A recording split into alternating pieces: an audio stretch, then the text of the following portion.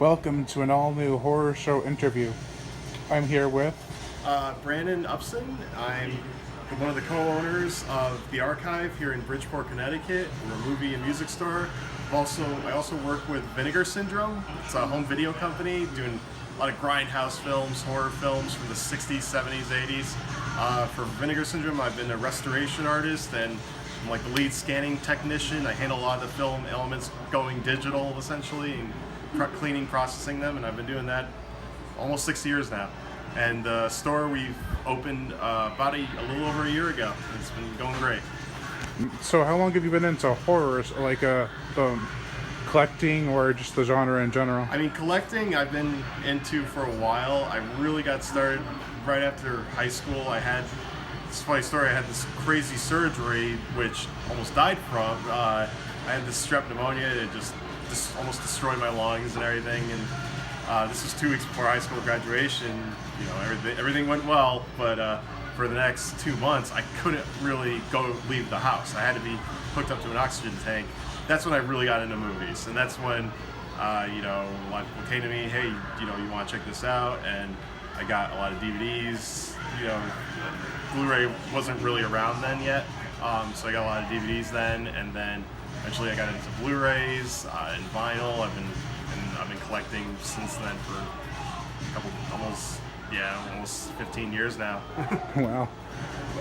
So out of, like, let's say the slasher genre, what's your favorite kind of slasher? Like body count slasher or supernatural slasher, creature slasher?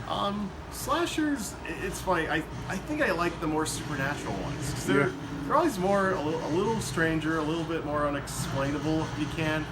But in that sense too, I do really like the giallo films, and I guess where the slashers are really almost stylized to within an inch of their lives. I'm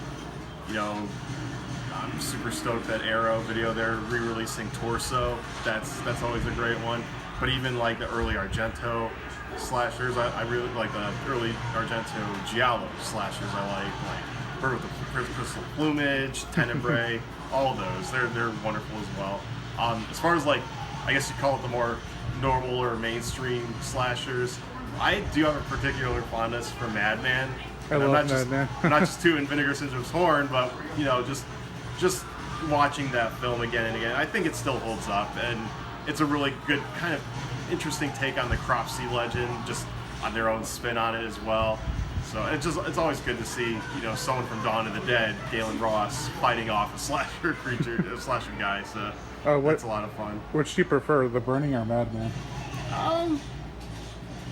I still lean towards Madman, honestly. It's I know a lot of people love Burning, and Burning is great, but I don't know, just the amount of work I'm biased, the amount of work I put into restoring that too, and like all of Vinegar Syndrome put in for restoring it and QCing it and getting it out there.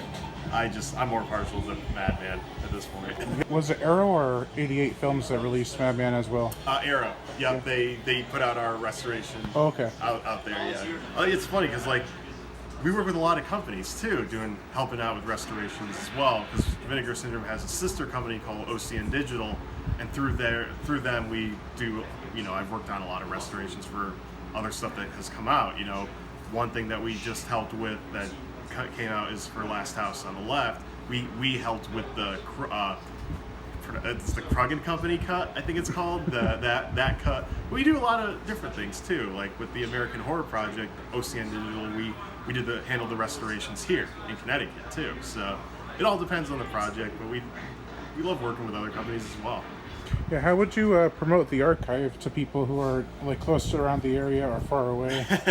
Well, if you're far away, it's like, well, it's how far you want to travel. We've had people come from as far as Allentown, Pennsylvania, as far as New Hampshire, Maine.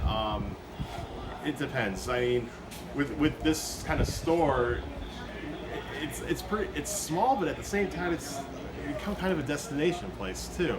And we kind of look at it like we carry a lot of things you won't find in a normal, like, FYE or a Best Buy or anything like that. Nothing wrong with those. It's just that we have a lot of stuff you're just not going to find there. A lot of companies or a lot of places with VHS, most of them are gone at this point. Yeah. So the fact that we still have VHS, we still have laser discs and vinyl, and a lot of home video companies, Blu-rays, DVDs, where you'll find Arrow in mainstream stores, but you probably won't find one of my favorites, Massacre Video.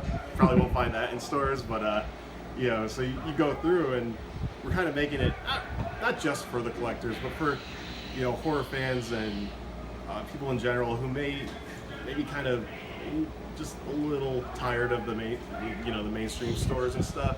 Yeah. And it's just kind of sad because there were a lot of stores like this. There were you had Mondo Kim's in New York and a lot of places like that, but now that's all gone. So we have a lot of people from the city driving an hour and a half or taking the train up an hour and change and saying there's nothing like this even in New York City. So but if you're gonna come here, just come and enjoy, come hang out, and take as much time as you want and browse. Set up some chairs, have a beer. Yeah, we just put out. We're still going through a lot of posters, but we have a lot of original one sheets we're putting out too. We're getting some more shirts in as well. We work with a lot of cool companies like Studio House. They do the tape stacks. We're getting a bunch more of those too. So that's. Yeah, and one more question: if you were, not if you were, what was the first horror movie that you really sparked your interest that you saw? It was The Shining, the original the 1980 Stanley Kubrick film, The Shining. That was because what it was I wasn't really watching any horror when I was like 10 or 9 or 8. I was just watching, I don't know, adventure stuff or stuff like that. But one of my really good friends, it was a combination of The Shining, but then the Tales from the Crypt, the HBO series, because they had HBO.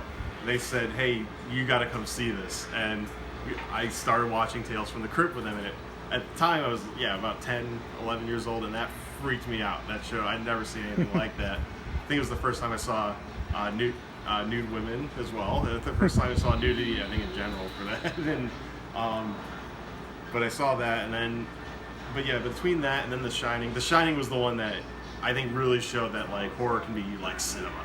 Like it's not just stab him, like where you could take like something and horror is art too. So it's not just these slashers, not just ghost stories or gore films. It's that really got me going for that. Yeah, I was afraid you were going to say the 1997 version. I did see that too. I saw that on TV when it came out too. I remember staying up for that and like being excited and be like, that had happened. Even as young as I was critical at that moment. I was like, this. But then it was funny because I saw the film The Shining and I didn't read the book for years. Like I never read the book, and of course the movie is pretty different from the book as well. And I know the made-for-TV miniseries is supposed to be much more accurate to the book, but I'm still I can't say no to Kubrick's The Shining. So it was that. Well, thank you for taking the time to do the interview. Absolutely.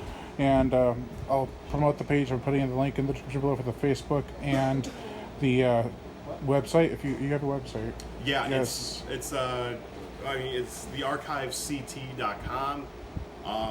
Like Instagram, Twitter, Facebook, all that. It's just the Archive CT, and it will come up. So. All right, and as always, I am Brian Gatto, host of Horror Show Entertainment. To make sure to like my Facebook page in the description below, as well as all the information about the archive, and to leave comments and to subscribe.